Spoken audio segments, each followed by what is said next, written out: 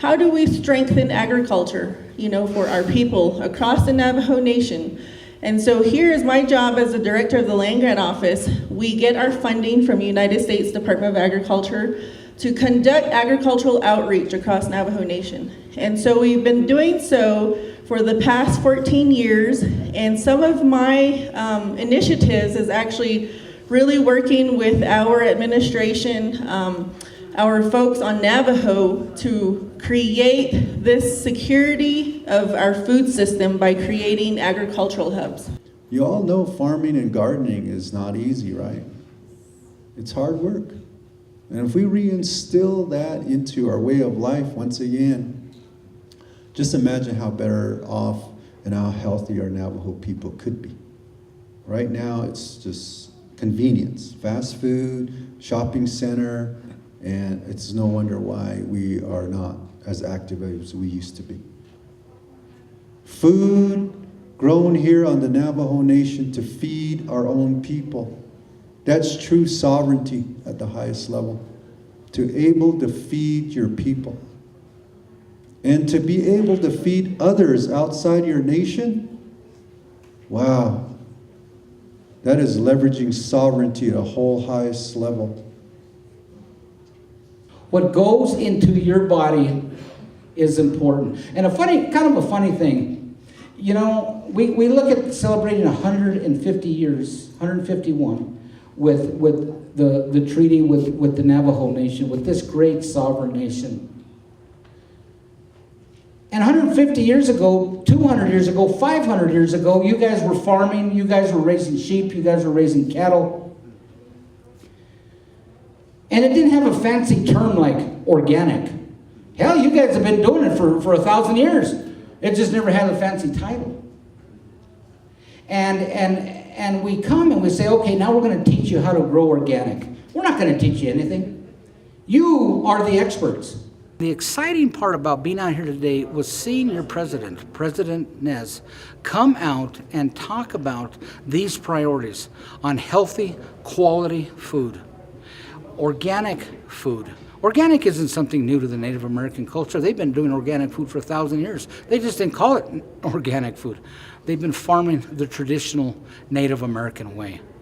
I think we need to stop and listen more and talk less, and listen about the values and what the Navajo community could bring to the rest of the world, and why and how they have been able to survive all of these years and flourish and prosper, because they are a very strong community, they are a tight-knit community, but they're also dedicated to preserving the natural lives of their children.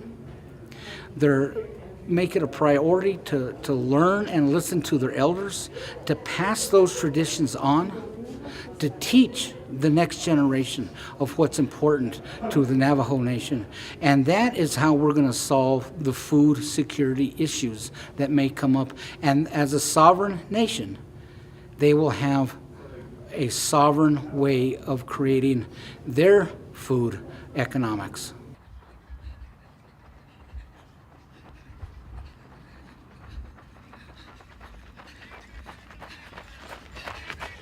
Being a part of this as a young generation to actually go forth with this healthy eating, healthy environment, and healthy overall for the nation, not just for ourselves, but for other nations as well. So I think it's a great opportunity for everyone to see what it could bring and the possibilities that it could all encompass, just working together as one. A lot of this stuff is already out and ready to harvest, okay?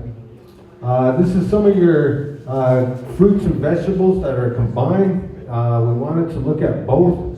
So all vegetables, we want to look at folks eating that side. So we wanted to do the fruit side of things also, okay?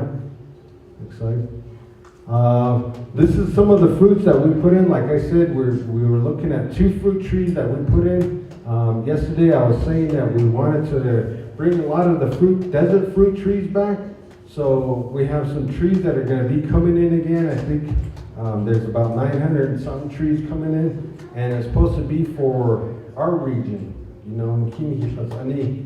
It's just hard to get access to healthy foods. You know, maybe some of you drive more than an hour away to get to your grocery store. And so those are some of the things that, you know, I'm hoping with my business, Coffee Pot Farms, is to address that need.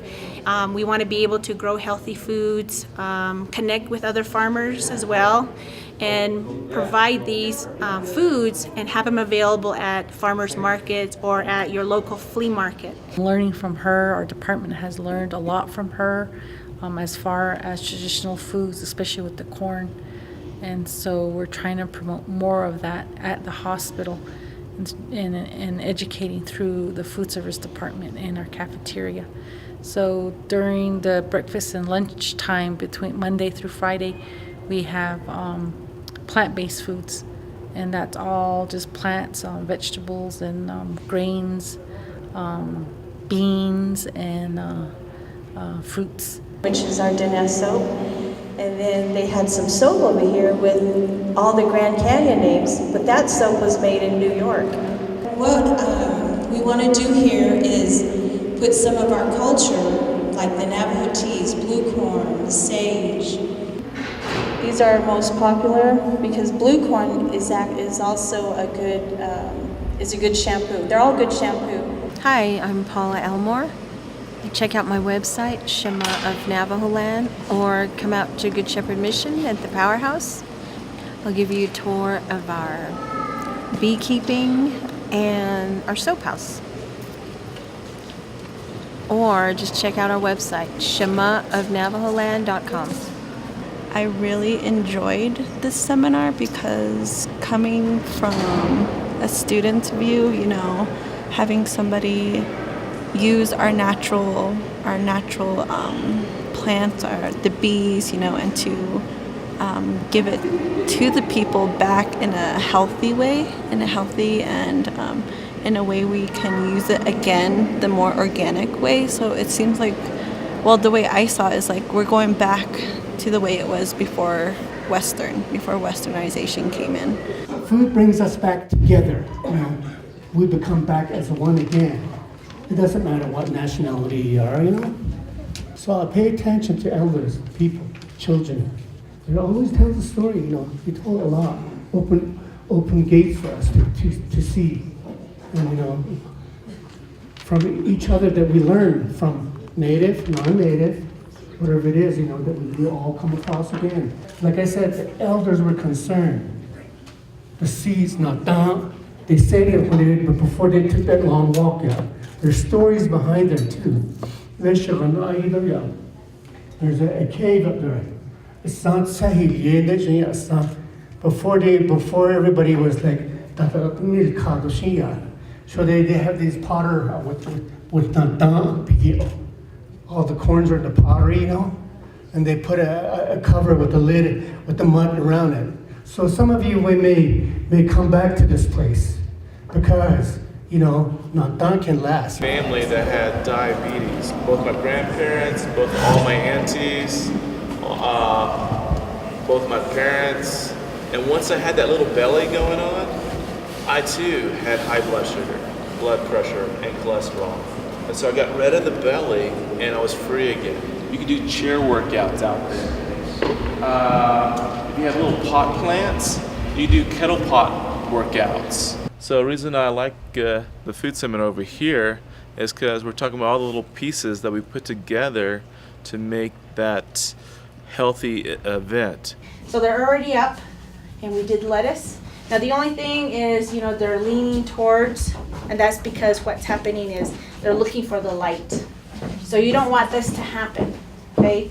Don't want this to happen because then when you transplant them again, then it kind of can damage them and they tend to just fall over. So you got to be careful. So as soon as they come out of your soil, you know, start paying attention to them.